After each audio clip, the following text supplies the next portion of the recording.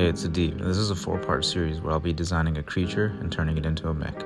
I recently binged the show Scavenger's Reign. It's about a crew that's stranded on an alien planet with all sorts of weird and interesting life forms. The biome is often a double-edged sword, being perfectly useful to the humans as tools at times, and other times being deadly in the most interesting ways. I was so inspired by what I saw that I thought I might give a shot at designing my own creature. So for this project, I wanted to try creating a dragon, but not the kind you see in fantasy. More one that would plausibly evolve on our planet if such a creature were to exist. This would mean that a flying dragon would follow the standard 4-limb limit that vertebrates on Earth follow. And instead of having the extra 2 limbs that sprout from the back, this would be more of a wyvern-style dragon, meaning the 4 limbs are the wings.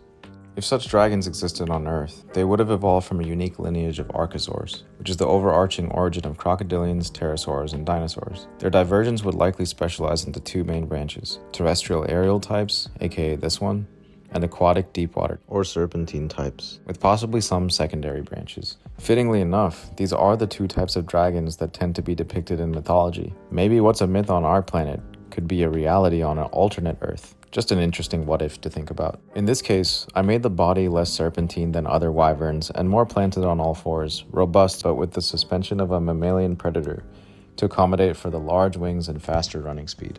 I'd imagine a dragon's ability to adapt to different environments, their tough and resilient nature, and torpor states would enable them to radiate into very specific, isolated ecosystems.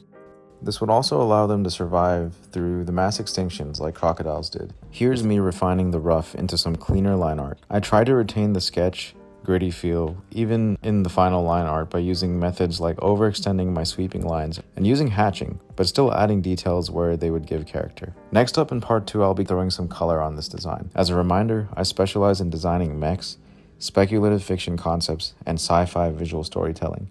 So if you like this, there's a lot more coming. Thanks for watching. Like and follow for part 2.